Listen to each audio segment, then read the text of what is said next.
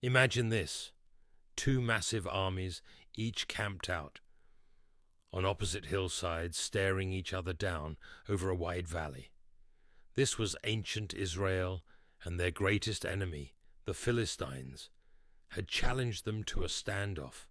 But instead of charging into a huge battle, the Philistines had a different plan in mind.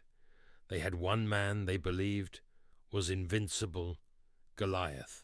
Now, Goliath wasn't just any warrior. He was a giant, a champion.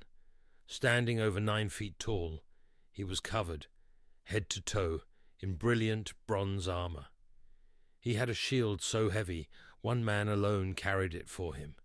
And every day, for 40 days, he'd walk into the valley and shout up to the Israelites, taunting them. "Send out your best warrior to fight me. If he kills me, we'll all become your slaves. But if I kill him, you'll serve us." And every day, the Israelites were too afraid to answer. Now, let's switch scenes. A little way from the battlefield, we meet David.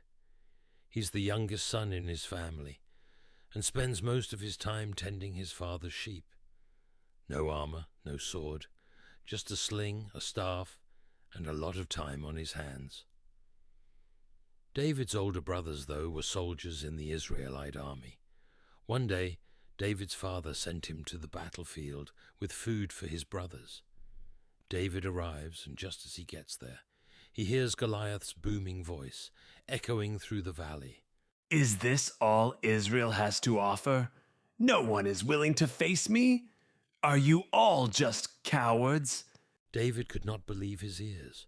Here was this giant, taunting the armies of Israel, challenging their courage and, more importantly, their faith in God. He looked around and saw the fear on everyone's faces, even his kings. So David, with the courage only a shepherd could have, asks one question. "Why isn't anyone fighting him? Who is this man to defy the armies of the living God?" David's words stirred a buzz around the camp. Before he knew it, word had reached King Saul himself. When Saul saw David, he could hardly believe his eyes. "You're just a boy. Goliath has been fighting since before you were even born." "I may be young, but as a shepherd, I've fought lions and bears to protect my father's sheep. The same God who saved me from them will save me from this Philistine." So Saul, a bit skeptical, but out of options, agreed to let David try. He offered David his own armor, but it was way too heavy. David could barely move in it. Instead, he took it off and picked up his own simple weapon, a sling, and 5 smooth stones taken from the stream.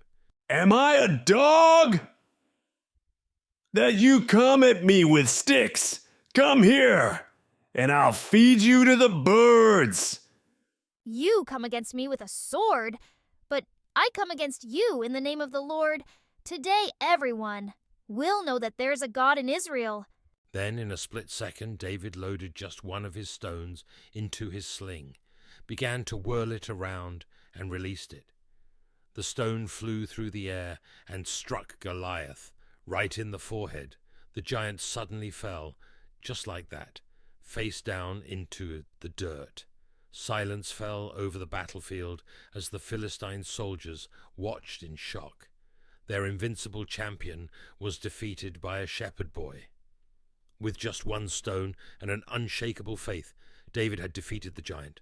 It wasn't armor or weapons that had won the battle that day. It was courage, faith, and a belief that no one is too small or too young to make a difference. David's story reminds us that we don't have to be the biggest or the strongest to face our giants. Sometimes all it takes is the courage to stand up, even when everyone else is afraid. David would go on to become one of Israel's greatest kings. But it all started with a simple act of bravery, a moment when he believed that no giant was too big to defeat. So next time you face something that feels too big to handle, remember David, and maybe pick up a stone of your own.